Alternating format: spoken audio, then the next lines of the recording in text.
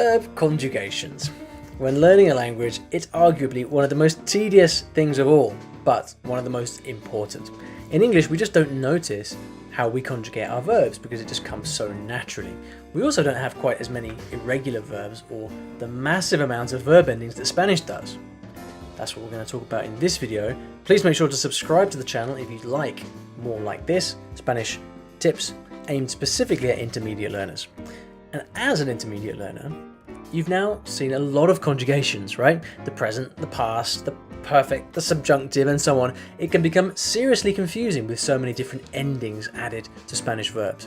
So in order to help you out, I've put together this video with 5 tips on how to go about learning Spanish verb conjugations. Tip number 1. As a beginner student, someone might have told you to start out by memorizing the I, you, and we verb endings first. Yo, tú, nosotros. Now that you're at an intermediate level, you might think that this advice doesn't ring true anymore, but I think it's still a good idea to start out with these conjugations first when you're learning a new verb tense, because no matter what your level, this is probably what you're going to use the most in day-to-day conversation. So when you make up your flashcards, you focus on those. Yo, tú, and nosotros. Another good exercise is writing out the different conjugations across different tenses and moods. This exercise is also really useful for memorizing those stem changing verbs you see quite frequently in Spanish. You know, those verbs with regular endings but have spelling changes in the root of the verb, like in the example shown here using the present, the preterite, and the imperfect tenses for the verb dormir. We have yo duermo, dormí, dormía. Tú duermes, dormiste, dormías. Nosotros dormimos, dormimos, dormíamos. Remember, focus on the ones that you confuse the most, the ones that you're constantly messing up in conversation. Tip number 2. Memorizing flashcards won't do you any good if you don't actually practice speaking and using the conjugations to communicate. So my second tip is making sure to find opportunities to practice your Spanish. It's important to balance studying with real-life practice. Now don't worry, this doesn't mean you have to book a flight tomorrow to Spain or Latin America.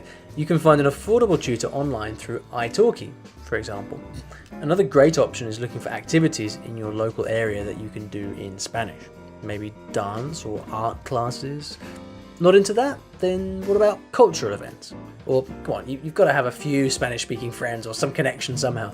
As I've said it before, I'll say it again, it's so important to have these real life connections and experiences with Spanish. So get out there, find some people and put those verb conjugations into practice. Tip number 3. Go straight to memorizing those important irregular verbs in different tenses. Here are 10 of the most common, generally irregular verbs. Ser, estar, querer, tener, poder, ir, decir, hacer, venir, and haber. Put special focus on these two, ser and ir, as these are 2 super common verbs that are almost always irregular. Yo soy, fui, era, he sido, había sido, sería, and so on. It's important to start out memorizing these verbs so that you avoid confusing them later with the regular endings. Because they're so important, you really need them.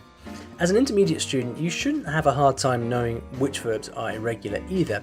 You've already gotten used to using them in the present tense, so just follow your instincts from there. Tip number 4. Listen to music and read in Spanish as much as possible. In other videos, I've looked at Spanish language novels that are perfect for intermediate learners. I also did a video on Spanish music legends as well. If you haven't seen these videos yet, I'd suggest you do so now to get even more recommendations. But why is reading and listening to music so important? Well, listening to music is great because just like in English, you'll tend to get certain songs stuck in your head.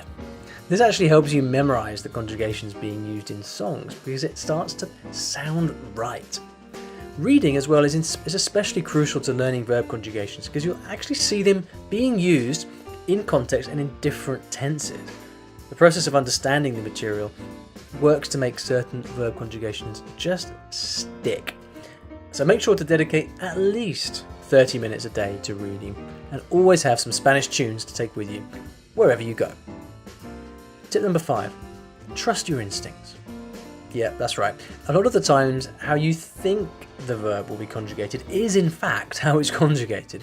Because here's the thing, your brain will naturally remember the patterns, right? Even if you're not fully consciously aware of it. That's the great thing about the brain, it just does stuff in the background. So as an intermediate learner, you've seen lots of verbs already in all the listening and reading and talking that you've done. You'll be comfortable with them in some tenses. The key here is just to practice and then let your instincts take over when you do, so that speaking can be as comfortable as possible. And remember, even if you do mess it up, you're at that stage now where you will be understood. So, don't stress over verb conjugations. Buena suerte, get out there and practice, trust your instincts, and let us know how it's going for you in the comments below. If you're excited to work on your Spanish, then I've created a huge selection of resources based on this video and other things that is everything you need to improve your Spanish. To get free access to this, then head over to the Spanish Vault, which you can find by clicking the link in the video description below. Please subscribe to this channel for much more like this, and I'll see you back in the next video. Adios!